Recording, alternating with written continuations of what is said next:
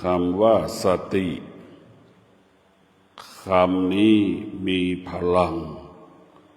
มีอานุภาพบุคคลที่มีสติจะเป็นผู้รักษาจิต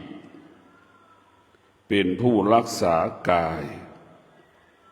บุคคลที่มีสติสำรวมกายวาจาใจบุคคลที่มีสติสภาวะจิตจะสงบกายสงบจิตสงบบุคคลที่มีสติจะเป็นผู้รู้เรื่องกายกับจิตรู้อาการของกายรู้อาการของจิตที่สัมผัสเช่นตาสัมผัสกับรูปหูสัมผัสกับเสียงลิ้นสัมผัสกับรสชาติอาหารจมูกสัมผัสกับกลิ่นกายละสัมผัสร้อนหนาวจิตเรารู้สึกสารพัดความรู้สึกสุขทุกข์พอใจไม่พอใจให้เรามีสติรู้ผู้ที่มีสติหรือผู้ที่เจริญสติ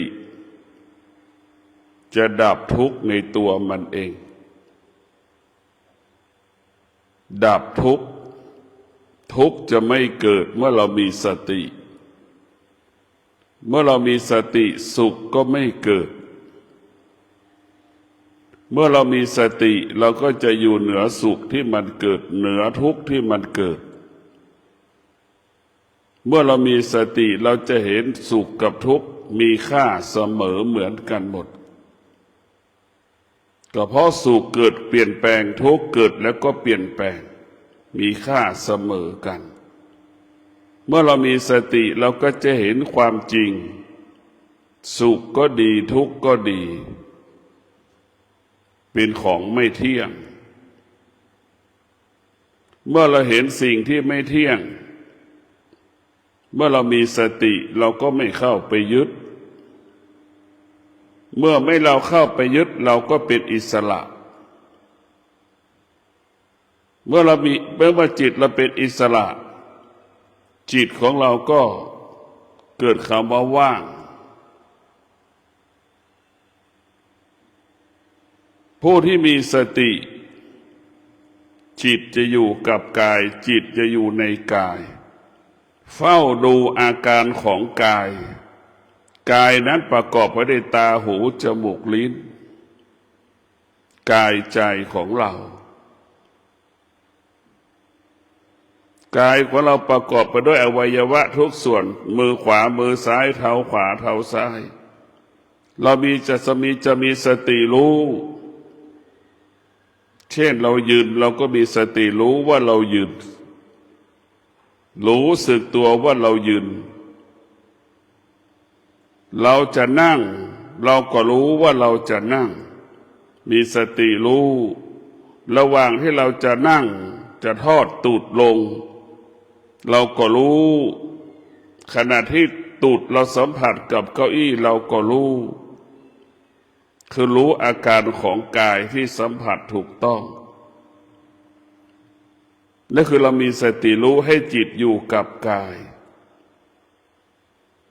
ให้จิตรู้อาการของกายที่มันเกิดความเจ็บปวดแต่เรามีสติรู้อีกว่าความเจ็บปวดก็เป็นสิ่งที่ไม่เที่ยงเนี่ยเรารู้สิ่งที่ไม่เที่ยงตาเห็นรูปมันก็ไม่เที่ยงหูสัมผัสกับเสียงมันก็ไม่เที่ยงจมูกสัมผัสกับกลิ่นมันก็ไม่เที่ยงลิ้นสัมผัสกับรสชาติอาหารมันก็ไม่เที่ยงกายเราสัมผัสกับความหนาวเย็นมันก็ไม่เที่ยงสภาวะจิตรู้สึกดีใจเสียใจพอใจไม่พอใจมันก็ไม่เที่ยงสิ่งที่มันไม่เที่ยงถ้าเราไปยึดติดมันก็เป็นทุกข์เมื่อเรามีสติเราจะไม่เข้าไปยึดติดสิ่งที่มันไม่เที่ยง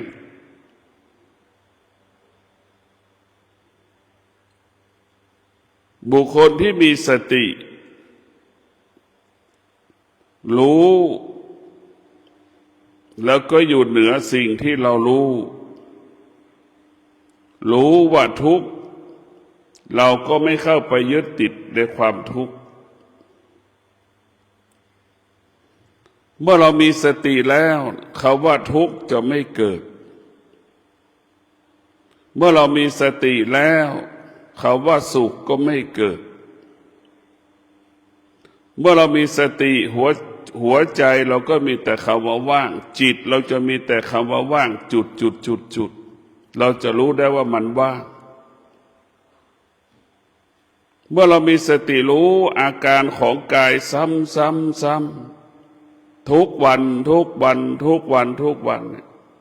จนถึงที่สุดตัวสติรู้จะเป็นบ่อเกิดแห่งปัญญาให้เรารู้แล้วจะเป็นปัญญาให้เรารู้สิ่งที่สติที่มันรู้ทุกวันเนี่ยมันจะเข้าใจว่าเป็นปกติทุกอย่างมันเป็นปกติทั้งหมดแต่เราต่างหากผิดปกติเช่นเราไม่อยากความทุกข์เราไม่ต้องการความทุกข์ไม่อยากทุกข์ให้มันเกิดแต่เราก็สร้างความทุกข์ให้ตัวเราเองใช่ไหมมันขัดแย้งในตัวเรา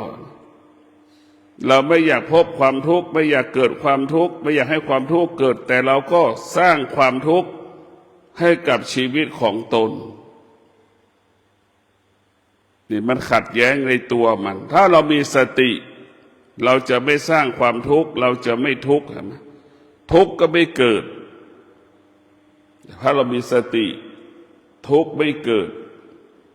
แล้วเราก็จะอยู่เหนือทุกข์ผู้ที่มีสติจึงรู้สิ่งที่เรารู้ไม่มีค่ารู้สิ่งที่เรารู้มันไม่มีค่า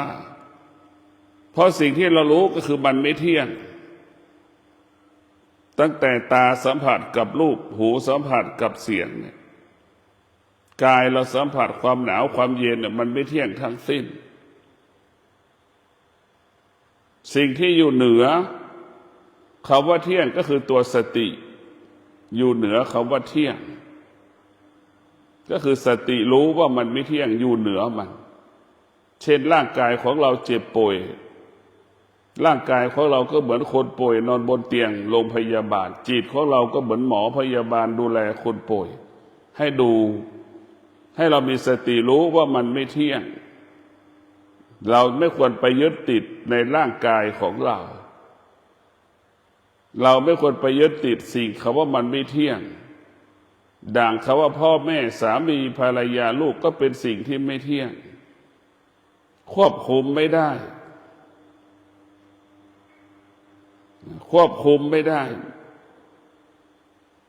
เราต้องเข้าใจว่าพ่อแม่สามีภรรยาลูกเป็นสิ่งที่ควบคุมไม่ได้คงสภาพเดิมไม่ได้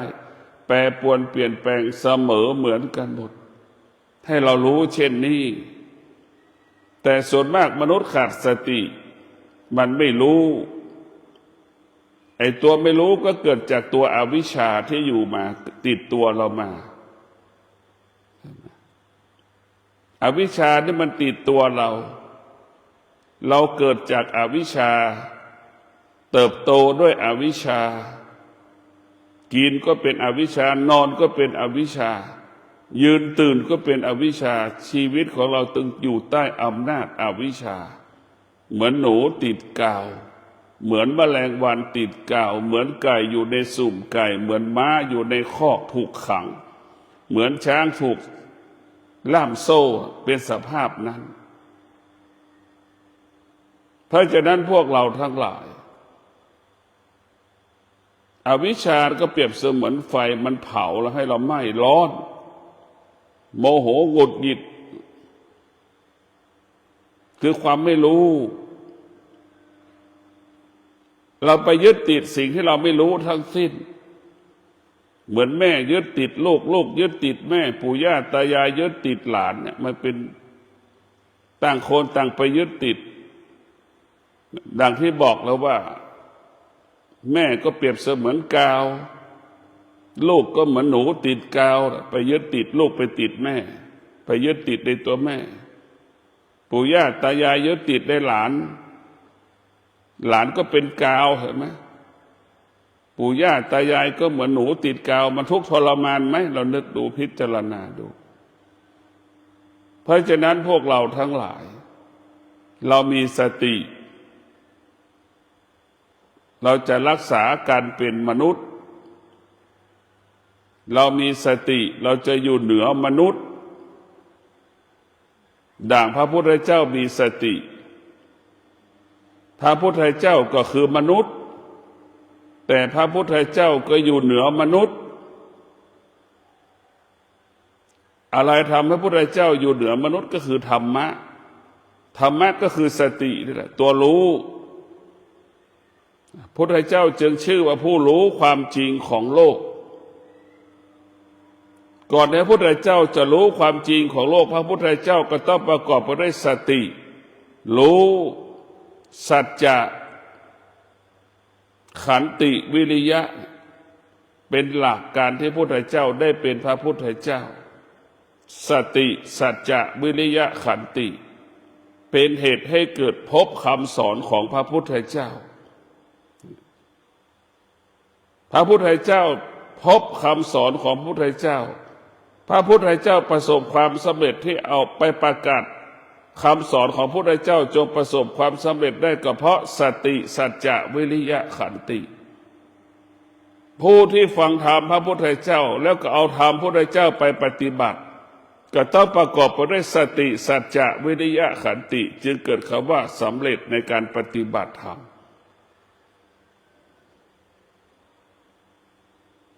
ธรรมะของพระพุทธเจ้าก็สอนให้เราเรื่องสตินี่แหละเป็นหัวใจสติเป็นเครื่องดับทุกข์สติเป็นเครื่องคลายทุกข์สติจะไม่ให้เราเกิดความทุกข์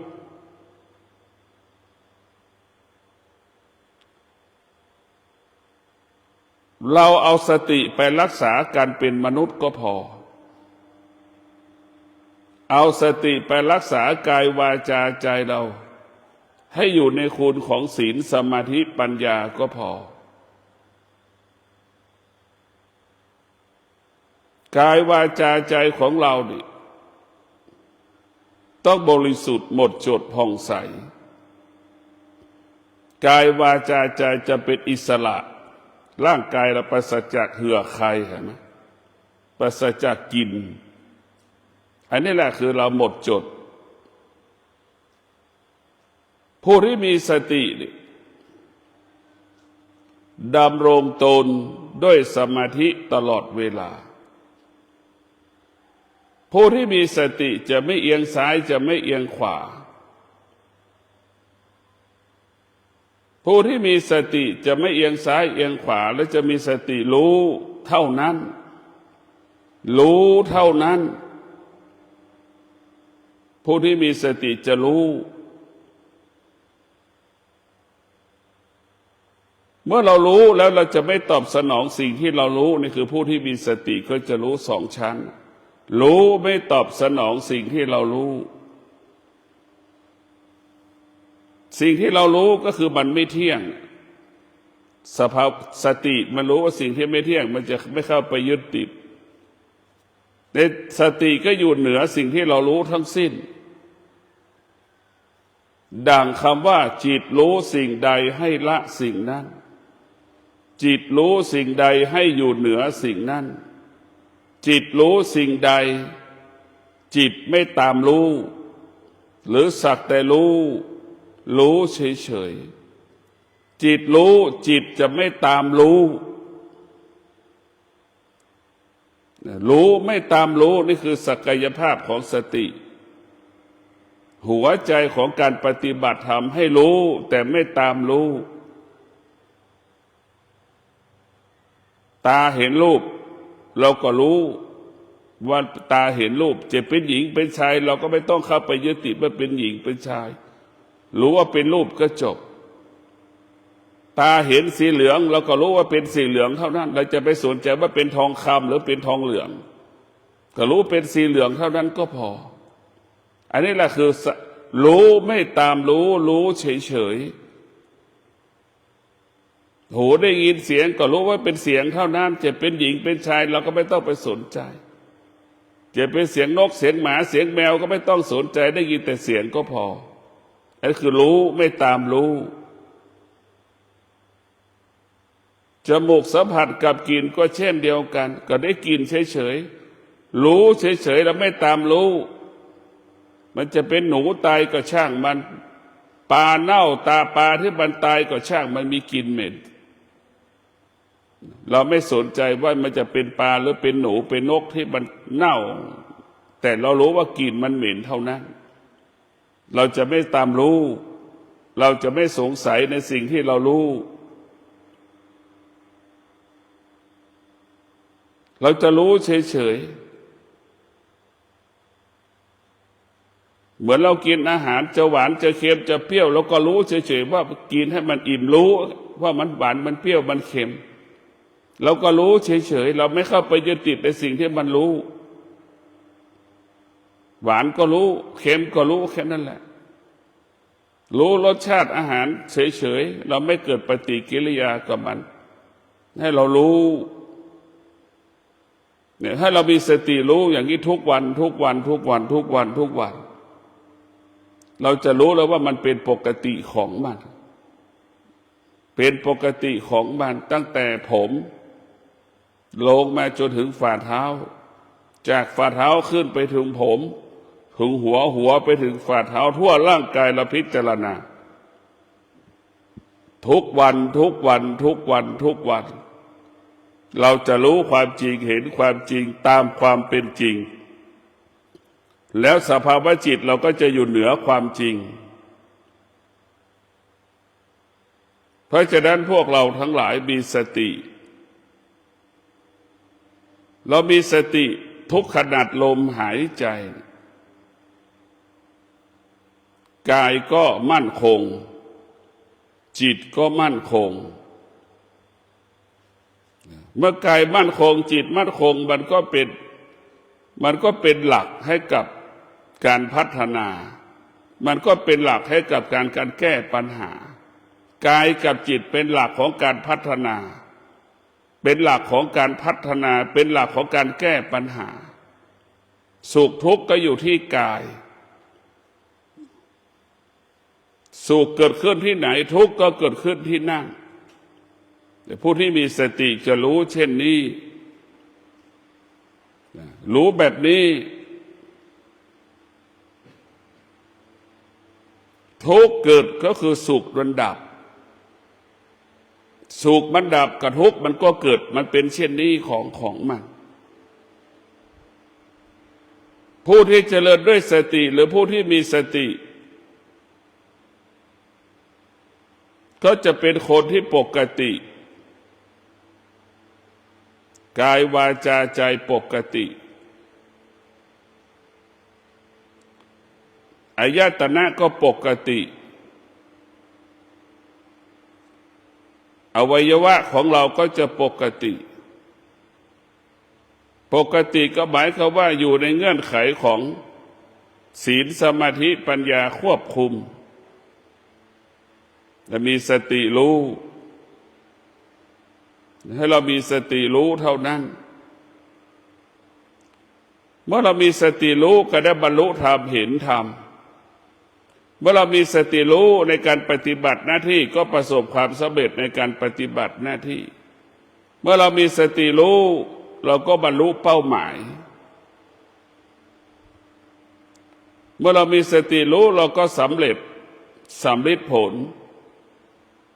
สิ่งที่เราคิดสิ่งที่เราพูดสิ่งที่เรากระทำเนี่ยเขาว่าสติและมีพลังและมีอานุภาพสติเปรียบเสมือนพระพุทธเจ้าสติเปรียบเสมือนครูอาจารย์สติเปรียบเสมือนพ่อแม่คอยเตือนเราดังคำว่าผู้ที่มีสติก็จะยึดสติเป็นหลักหรือผู้ที่มีสติจะยึดพระธรรมเป็นหลักผู้ที่ขาดสติก็ยึดพระพุทธเจ้า ผู้ที่ขาดสติก็จะยึดครูอาจารย์ผู้ที่ขาดสติก็จะยึดพ่อแม่มันแตกต่างกันพระพุทธเจ้าก็เป็นของนอกกายครูอาจารย์ก็เป็นของนอกกาย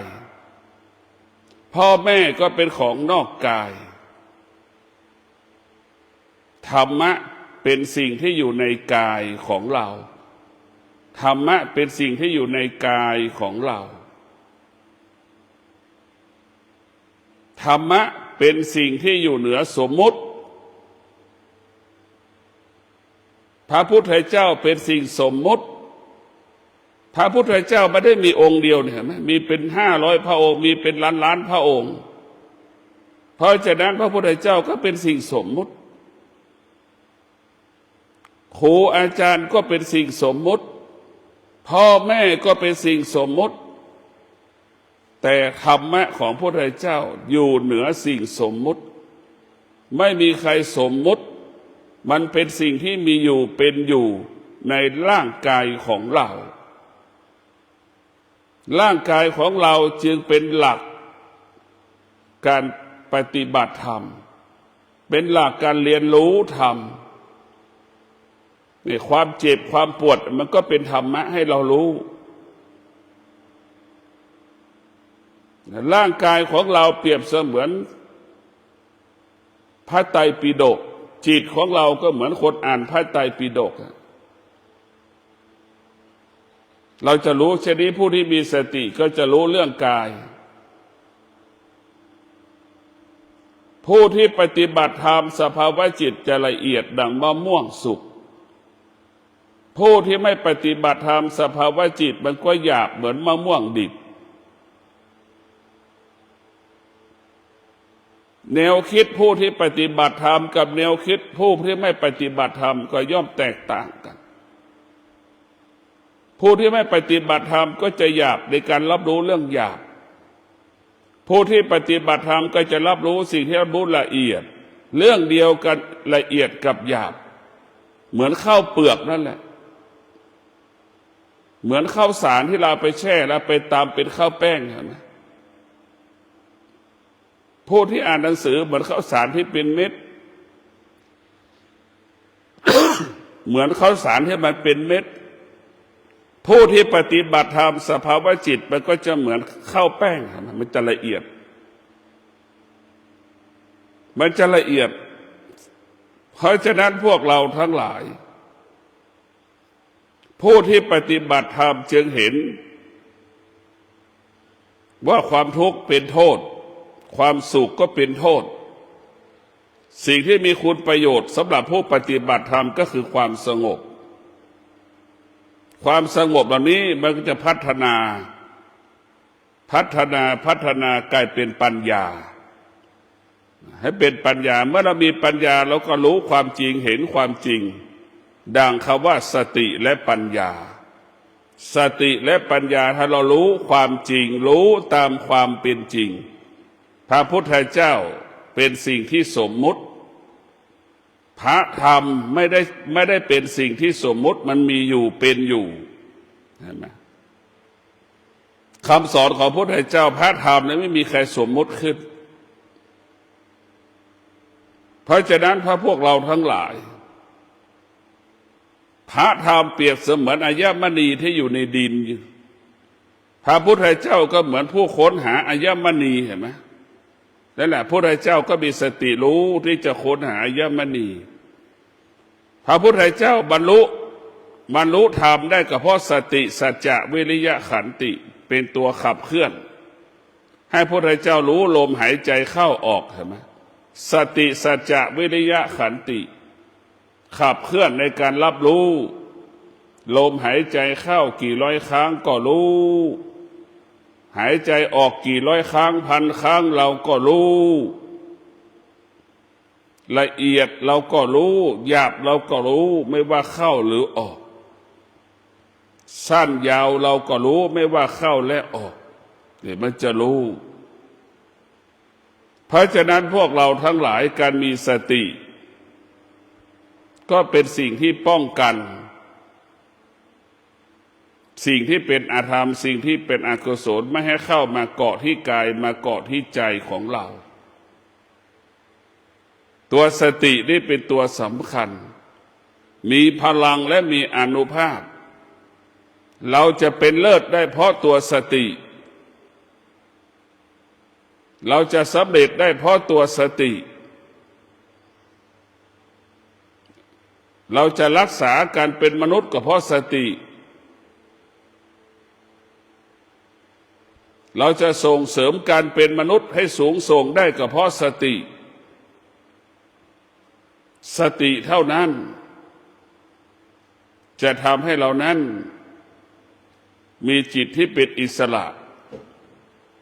สติเท่านั้นจะทำให้จิตเหล่านั้นเป็นบุญเป็นกุศลเพราะฉะนั้นพวกเราต้องสร้างต้องมีสติรู้ให้เอาสติไว้ที่กายให้เอาสติไว้ที่จิต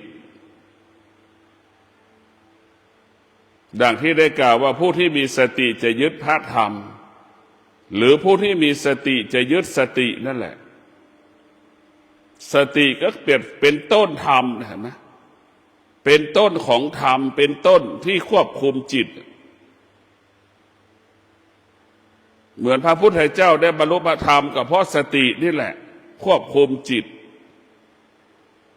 สตินี่แหละควบคุมกายควบคุมจิตตอนที่พระพุทธเจ้าบำเพ็ญเพียรสติจึงเป็นกำลังของจิตเป็นกำลังของกายเพราะฉะนั้นผู้ที่มีสติเนี่ยจะเป็นมีพลังและมีอานุภาพเหนือกว่าคนทุกคนกำลังของสติก็คือกำลังของปัญญาในตัวสติประกอบไปด้วยตัวปัญญาที่เรียกว่าสติปัญญารู้ความเป็นจริงรู้ตามความเป็นจริงเช่นธรรมชาติมันก็เปลี่ยนแปลงอย่างนี้ให้รู้ความจริงว่าธรรมชาติมันเปลี่ยนแปลงไม่เที่ยงเราก็ให้เราอยู่เหนือความจริงอยู่เหนือความจริงก็คืออยู่เหนือสิ่งที่มันไม่เที่ยง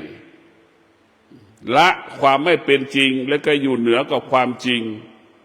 ธรรมชาติมันไม่เที่ยงธรรมะเนี่ยมันคงอยู่เป็นอยู่คงสภาพเดิมไว้ตลอดเวลาเพราะฉะนั้นพวกเราต้องมีสติพิจารณาเมื่อเรามีสติเนี่ยคำว่าทุกข์ไม่เกิดสุขไม่เกิดบาปกรรมไม่เกิดถ้าเรามีสติเคราะห์ร้ายไม่เกิดเพราะเรามีสติคำว่าผิดพลาดไม่เกิดเรามีสติ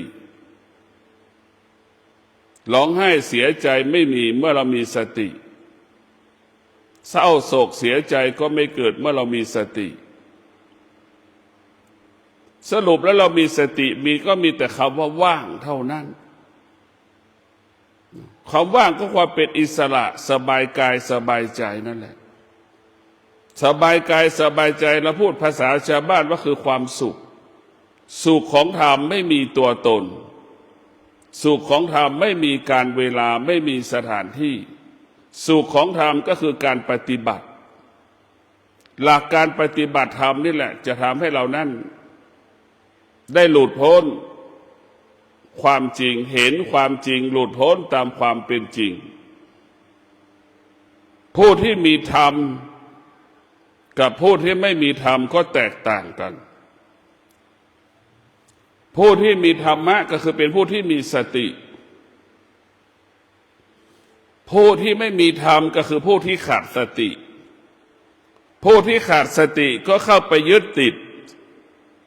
ดังสามียึดติดภรรยาภรรยายึดติดสามีเนี่ยคือผู้ที่ไม่มีธรรมจะเป็นเช่นนั้นภรรยาหลงในสามีสามีหลงในภรรยานี่ผู้ที่ขาดสติก็คือตัวหลงเหมือนหนูติดกาว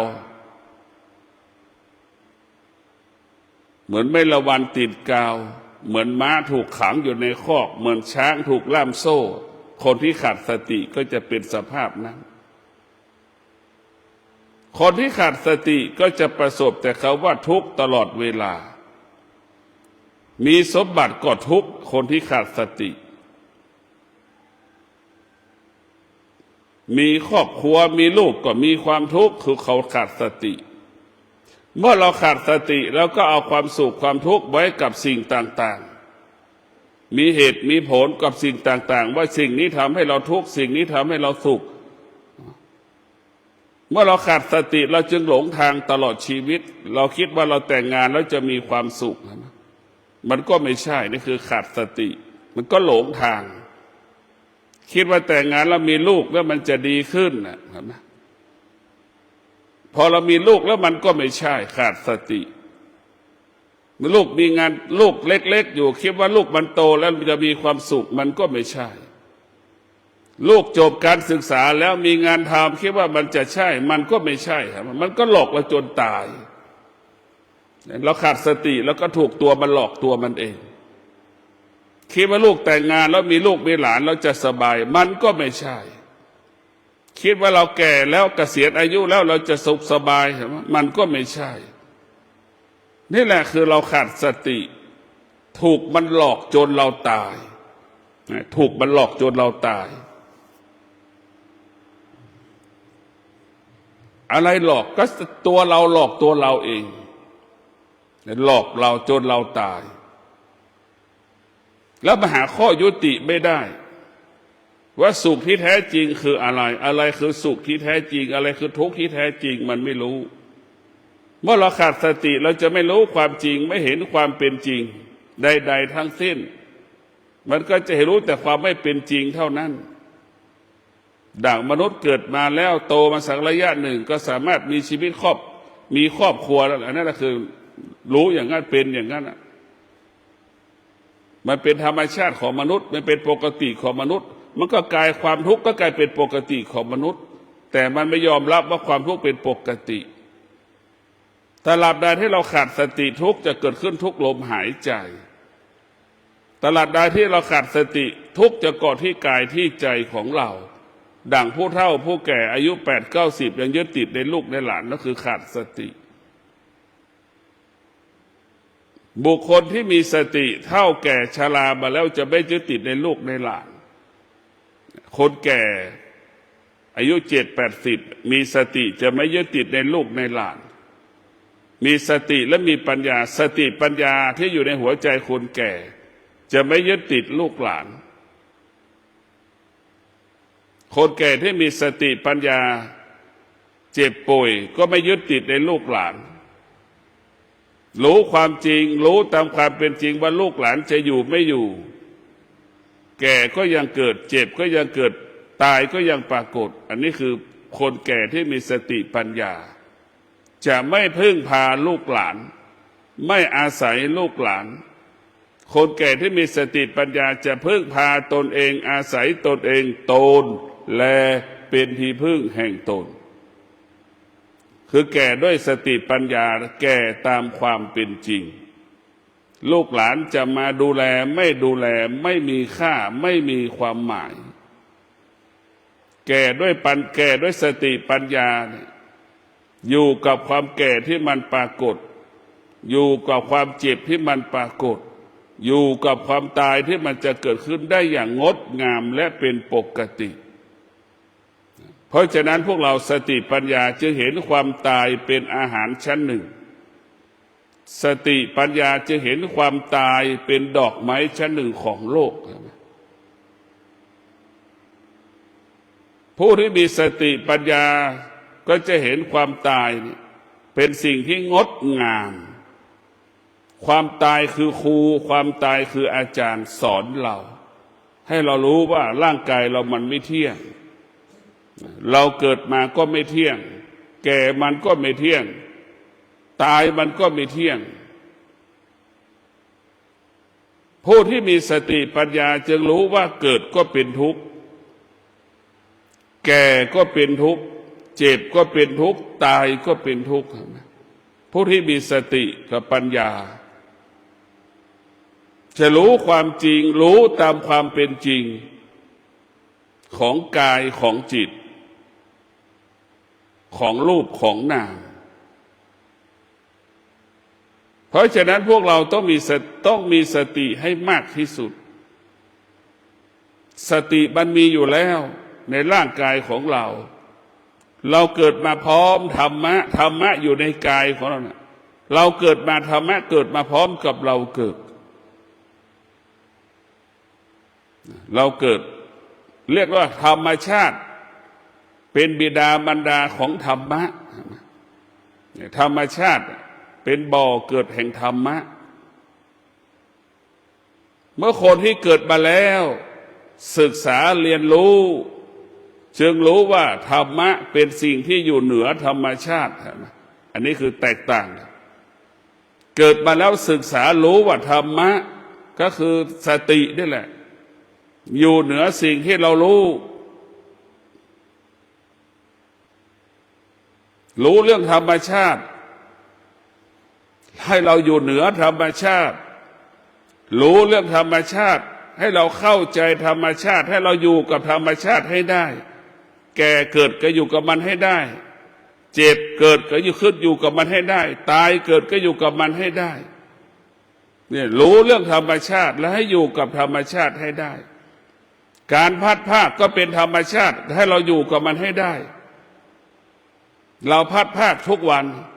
กับความแก่ความเจ็บความตายที่มันเกิดขึ้นในร่างกายของเราความแก่ก็ปรากฏก็คือการพัดภาคจากความหนุ่มเลยเห็นไหมเราก็รู้ว่ามันพัดภาคทุกวันถ้าเราขาดสติเมื่อใดหัวใจเราก็อ่อนแอหวั่นไหวเรามีสติเมื่อไหร่จิตใจเราก็มั่นคงถ้าเรามีสติเราจะไม่ยึดติดสิ่งใดสิ่งหนึ่งถ้าเรามีสติเราก็จะรู้เรื่องแค่ลมหายใจเข้าแค่นั้นแหละรู้อาการสติเป็นเครื่องดับทุกข์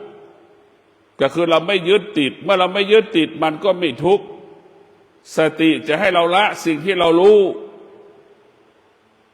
สติมันจะละมันจะไม่ให้เราละไม่ให้เรายึดติดสิ่งที่เรารู้ละสิ่งที่รู้ไม่ยึดติดสิ่งที่รู้นั่นแหละคือสติหัวใจการปฏิบัติธรรมถ้าผู้ปฏิบัติธรรมทำได้จิตก็เป็นอิสระก็ขอให้พวกเรามีสติรู้อาการของกายที่มันเกิดความเจ็บปวดก็ให้รู้ว่าความเจ็บปวดที่มันเกิดขึ้นปรากฏขึ้นมันไม่เที่ยงเกิดขึ้นขนาดหนึ่งเวลาหนึ่งเหมือนก้อนน้ำแข็งมันก็ละลายกลายเป็นน้ำก็ระเหยแห้งให้เรารู้เช่นนี้รู้อยู่เหนือสิ่งที่เรารู้ไม่ตามรู้ไม่ตามรู้จิตเราก็ปกติตลอดกาลขอเจริญพร